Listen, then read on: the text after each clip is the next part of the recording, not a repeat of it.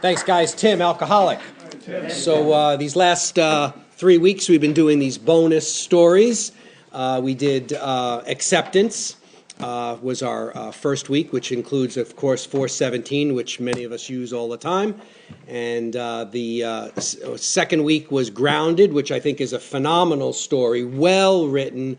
You know, the story of going deep into the bowels of, humiliation and coming out the other side like a rock star, like a spiritual rock star. And then tonight, with knowing a little bit of the data about this gal, it's it's this positive story that ends a little sad, but stay sober. So there's a win, but not quite as exciting from a positive sense as grounded was. So we're on page 544. And the other reason why I've chosen this story is it includes page 552, which we use as an example of how to get rid of a resentment, right? An example of how to pray to get rid of, monkey brain. You got this guy, he's pissed you off, and you're going to kill him, and, this is how you get rid of it. So this is a great contribution. So this is Freedom from Bondage, 544.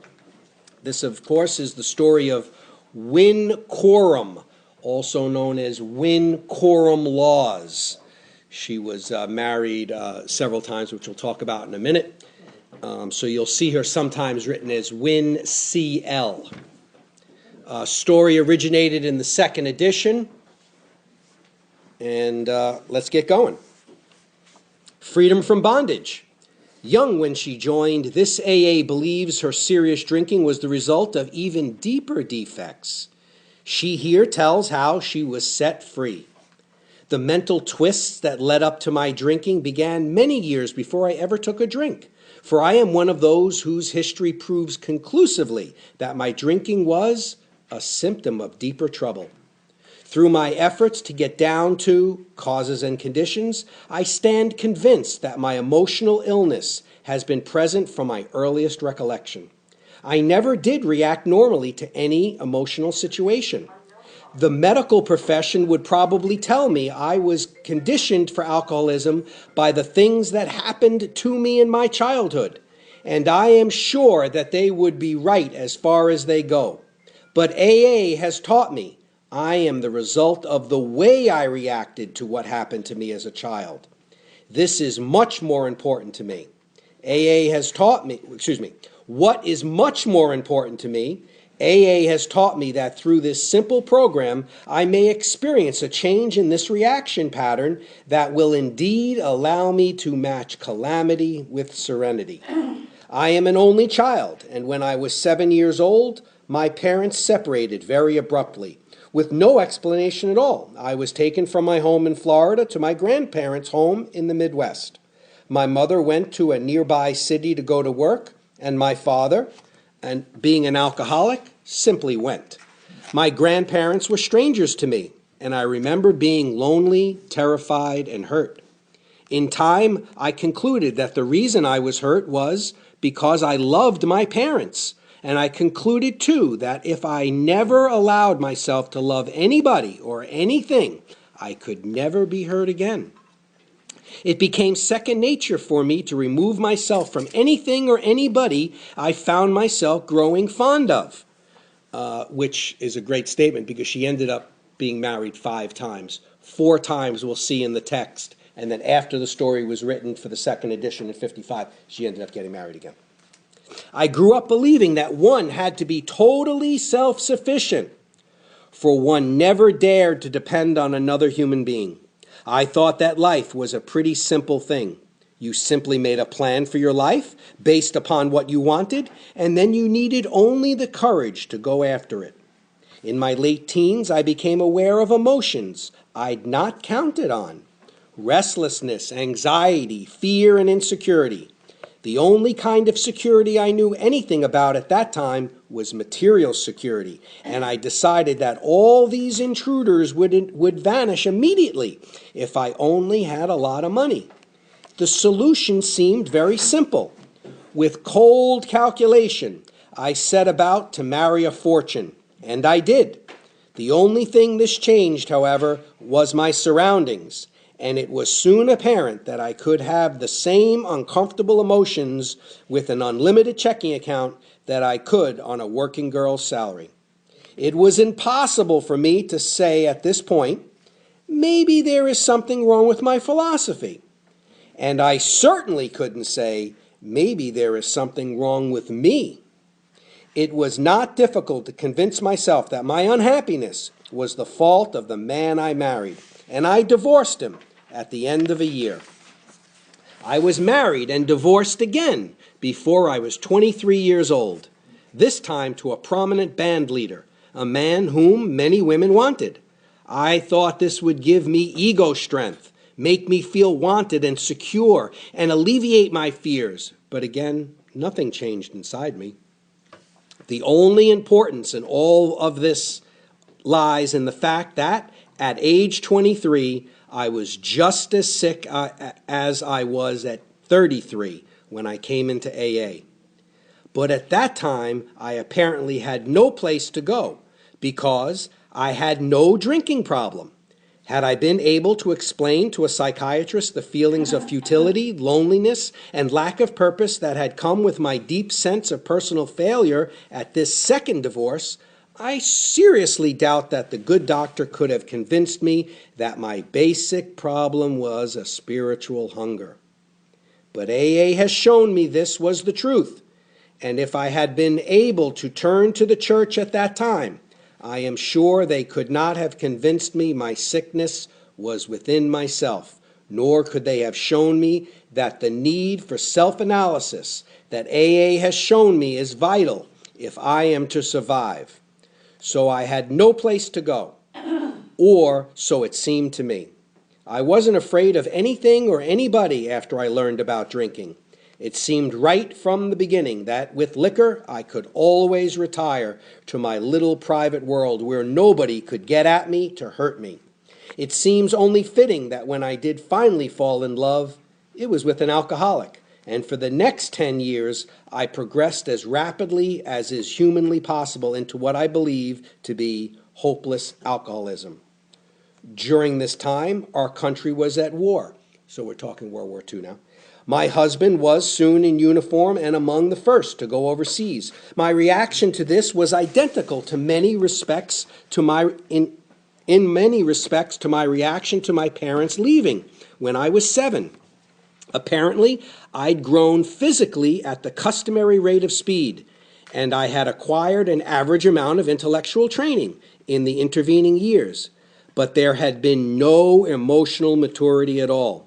I realize now that this phase of my development had been arrested by my obsession with self, and my egocentricity had reached such proportions that adjustment to anything outside my personal control was impossible for me. I was immersed in self-pity and resentment, and the only people who would support this attitude or who I felt understood me at all were the people I met in bars and the ones who drank as I did. It became more and more necessary to escape from myself, for my remorse and shame and humiliation when I was sober were almost unbearable. The only way existence was possible was through rationalizing every sober moment and drinking myself into complete oblivion as often as I could. My husband eventually returned, but it was not long until we realized we could not continue our marriage. But this time, I was such a past master at kidding myself that I had convinced myself I had sat out a war and waited for this man to come home. And as my resentment and self-pity grew, so did my alcoholic problem. The last 3 years of my drinking, I drank on my job.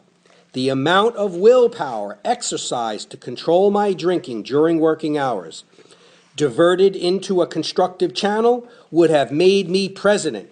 And the thing that made the willpower possible was the knowledge that as soon as my day was finished, I could drink myself into oblivion. Inside, though, I was scared to death, for I knew that the time was coming, and it couldn't be too remote, when I would be unable to hold that job. Maybe I wouldn't be able to hold any job. Or maybe, and this was my greatest fear, I wouldn't care whether I had a job or not. I knew it didn't make any difference where I started. The inevitable end would be Skid Row. This is almost a telling statement, too. So she's writing this, with 8 years sobriety in probably around 54, and her life doesn't turn out much better than this. That was like sort of a prophecy. The only reality I was able to face had been forced upon me by its very repetition. I had to drink, and I didn't know where there was anything in the world that could be done about it. I read that wrong, I'm sorry. And I didn't know there was anything in the world that could be done about it. About this time, I met a man who had 3 motherless children, and it seemed that might be a solution to my problem. I had never had a child, and this had been a satisfactory excuse many times for my drinking. It seemed logical to me that if I married this man and took the responsibility for these children, that they would keep me sober. So I married again.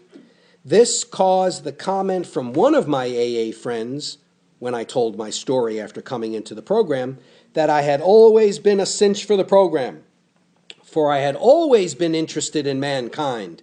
I was just taking them one man at a time. The children kept me sober for darn near 3 weeks, and then I went on, please God, my last drunk. I've heard it said many times in AA, there is just one good drunk in every alcoholic's life, and that's the one that brings us into AA. And I believe it. I was drunk for 60 days around the clock, and it was my intention, literally, to drink myself to death. I went to jail for the 2nd time during this period for being drunk in an automobile. I was the only person I'd ever known personally who had ever been in jail, and I guess it was most significant that the 2nd time was less humiliating than the first had been. Finally, in desperation, my family appealed to a doctor for advice, and he suggested AA. The people who came knew immediately I was in no condition to absorb anything of the program. I was put in a sanitarium to be defogged so that I could make a sober decision about this for myself. It was here that I realized for the first time that as a practicing alcoholic, I had no rights. Society can do anything it chooses to do with me when I am drunk, and I can't lift a finger to stop it, for I forfeit my rights through the simple expedient of becoming a menace to myself and to the people around me. With deep shame came the knowledge, too, that I had lived with no sense of social obligation, nor had I known the meaning of moral responsibility to my fellow men. I attended my first AA meeting 8 years ago, and it is with deep gratitude that I am able to say I've not had a drink since that time, and that I take no sedation or narcotics, for this program is to me one of complete sobriety. I no longer need to escape reality. One of the truly great things AA has taught me is that reality has 2 sides. I had only known the grim side before the program, but now I had a chance to learn about the pleasant side as well. The AA members who sponsored me told me in the beginning that I would not only find a way to live without having a drink, but that I would find a way to live without wanting to drink if I would do these simple things. They said, if you want to know how this program works, take the first word of your question. The H is for honesty, the O is for open-mindedness, and the W is for willingness. These are Big Book calls the essentials of recovery. They suggested that I study the AA book and try to take the 12 steps according to the explanation in the book. For it was their opinion that the application of these principles in our daily lives will get us sober and keep us sober. I believe this, and I believe too, that it is equally impossible to practice these principles to the best of our ability, a day at a time, and still drink, for I don't think the 2 things are compatible. I had no problem admitting I was powerless over alcohol, and I certainly agreed that my life had become unmanageable. I had only to reflect on the contrast between the plans I made so many years ago for my life with what really happened to know I couldn't manage my life drunk or sober. AA taught me that willingness to believe was enough for a beginning. It's been true in my case, nor could I quarrel with. Restore us to sanity. For my actions, drunk or sober, before AA were not those of a sane person. My desire to be honest with myself made it necessary for me to realize that my thinking was irrational. It had to be, or I could not have justified my erratic behavior as I did. I've been benefited from a dictionary definition I found that reads, rationalization is giving a socially acceptable reason for socially unacceptable behavior.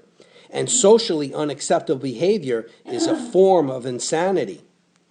AA has given me serenity of purpose and opportunity to be of service to God and to the people about me. And I am serene in the infallibility of these principles that provide the fulfillment of my purpose. AA has taught me that I will have peace of mind in exact proportion to the peace of mind I bring into the lives of other people. And it has taught me the true meaning of the admonition, the warning. Happy are ye who know these things and do them. For the only problems we have now are those I create when I break out in a rash of self-will. I've had many spiritual experiences since I've been in the program, many that I didn't recognize right away, for I'm slow to learn and they take many guises. But one was so outstanding that I'd like to pass it on whenever I can in the hope that it will help someone else as it has me.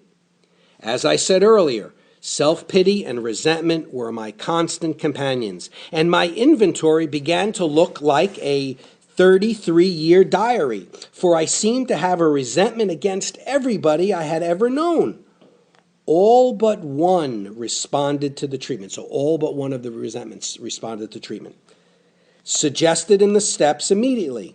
But this one posed a problem. This resentment was against my mother, and it was 25 years old. I had fed it, fanned it, and nurtured it as one might a delicate child, and it had become as much a part of me as my breathing.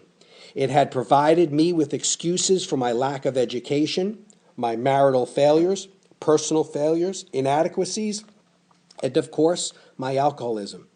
And though I really thought I had been willing to part with it, now I knew I was reluctant to let it go.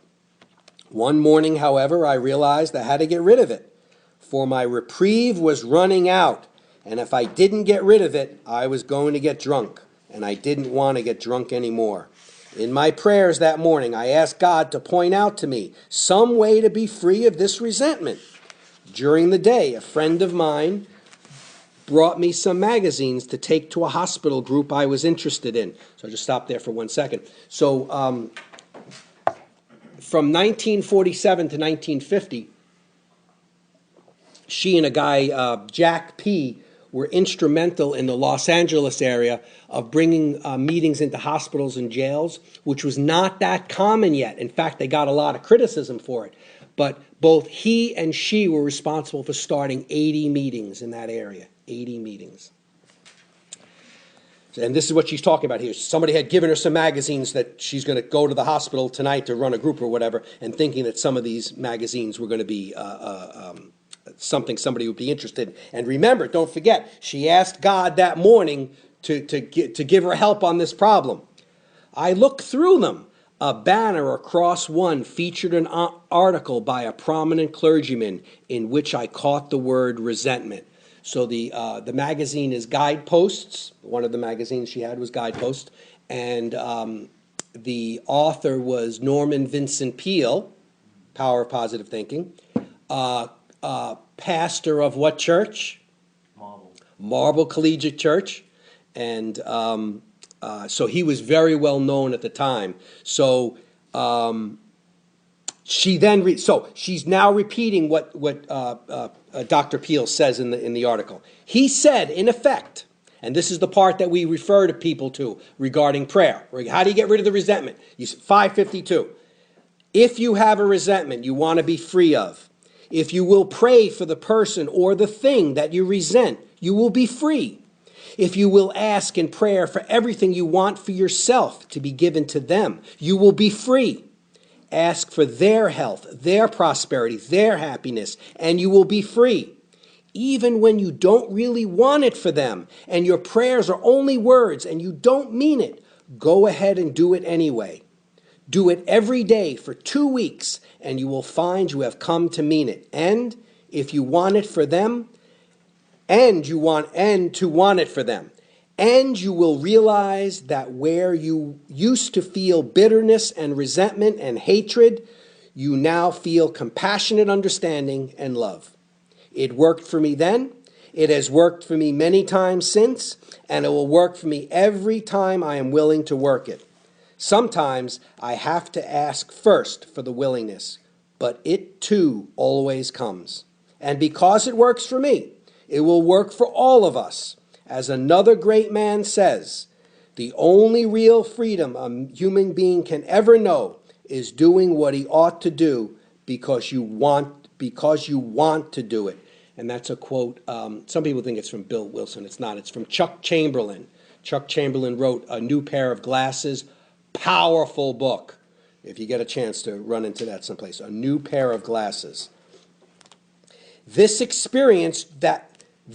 great experience that released me from the bondage of hatred and replaced it with love is really just another affirmation of the truth I know. I get everything I need in Alcoholics Anonymous, and everything I need I get. And when I get what I need, I invariably find that it was just what I wanted all the time. And she, as I said, got married one more time to George Laws after writing this. And the little sad part was she always stayed sober, but George ended up getting cancer. She got cancer also, but she was they got divorced, and she was in abject poverty and reached out to see if she could get some money from George. And he didn't give it, or he couldn't give it, or whatever, and she ended up dying. Like, they don't even know what year she died. Remained sober, but sort of a sad story to go from such an instrumental figure in AA to, sort of unknown stuff. So anyway, that's it.